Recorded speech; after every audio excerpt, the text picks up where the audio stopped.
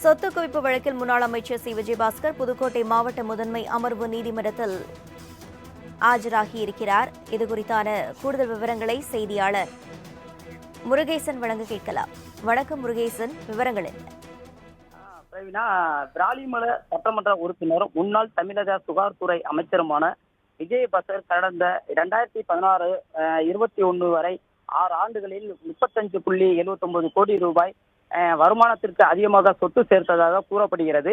இதனை அடுத்து விராலிமலை சட்டமன்ற உறுப்பினரும் முன்னாள் தமிழக சுகாதார அமைச்சருமான விஜயபாஸ்கர், அவரது மனைவி ரம்யா மற்றும் அவரது உறவினர்கள் சம்பந்தப்பட்டதாக கூறப்பட்ட அலுவலகங்கள் மற்றும் விழுப்புரில் உள்ள அவரது வீடு மற்றும் திருவேங்கவாசலில் உள்ள அவரது கல்குவாரி ஆகிய 50க்கும் மேற்பட்ட இடங்களில் கடந்த 2021ஆம் ஆண்டு லஞ்ச ஒழிப்புத்துறை சுகாதாரத்துறை திடீரென சோதனை செய்தனர்.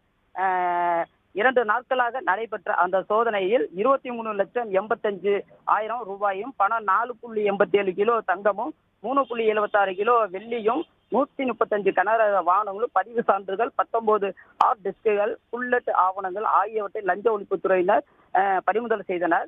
இது தொடர்பான வழக்கில் லஞ்ச ஒழிப்புத்துறை போலீசார் விஜயபாஸ்கர் மற்றும் அவரது மனைவி ரம்யா கேட்ட 17,000 பக்கங்கள் கொண்ட குற்றப்பத்திரிகை நகல்கள் இருவரிடம் மீண்டும் ஒப்படைப்பதற்கு சம்மதம் தெரிவித்ததாக நீதிமன்றத்தில் சமர்ப்பித்தனர். இது தொடர்பான வழக்கு விசாரணை தொடர்ந்து நடைபெற்று வரும் நிலையில் இன்று மீண்டும் புதுக்கோட்டை மாவட்ட முதன்மை மாவட்ட நீதிமன்றத்தில் விசாரணைக்கு வந்தது. இதை தொடர்ந்து விஜயபாஸ்கர் அவரது மனைவி ரம்யா 2 பேரும் ஆஜராகியுள்ளனர். ரவினா,